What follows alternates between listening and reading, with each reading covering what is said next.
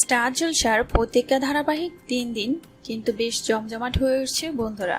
বিশেষ করে ঝুমকি আর ছুটির মধ্যকার লড়াই এখন একদম চরম পর্যায়ে।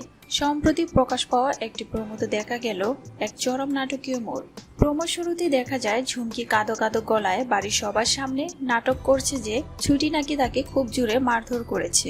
ঝুমকির এই মারাত্মক মিথ্যা কথা শুনে বাড়ির বড়রা রেগে আগুন।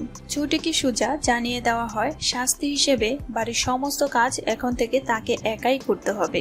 কিন্তু আমাদের গল্পের নায়িকা ছুটি কি এত সহজে ছেড়ে দেওয়ার পাত্রী? একদমই না। সে ভাবল যখন মিথ্যা অপবাদে শাস্তি পেয়ে গেছে তখন আর বাকি রাখা কেন, মিথ্যাটাকে এবার সত্যি করে দেওয়া যাক। যেমন ভাবনা তেমন কাজ। ছুটি সোজা হাতে লাঠি তুলে নিয়ে ঝুমকিকে দিল আচ্ছা করে ধুলাই, যাকে বলে একদম জেনুইন বাংলার মার। এই সময়ই এন্ট্রি হয় গল্পের নায়ক অভির।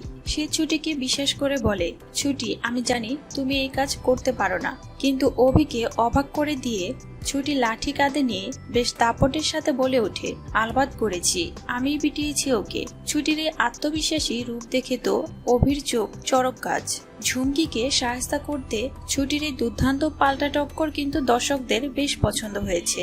অন্যায়কে মুখ বুজে সহ্য না করে কিভাবে উচিত শিক্ষা দিতে হয় তা ছুটি খুব ভালো করেই বুঝিয়ে দিল। আপনারা কি এই প্রোমোটি দেখেছেন? ছুটির এই প্রতিবাদ আপনাদের কেমন লাগলো কমেন্ট করে কিন্তু অবশ্যই জানাবেন।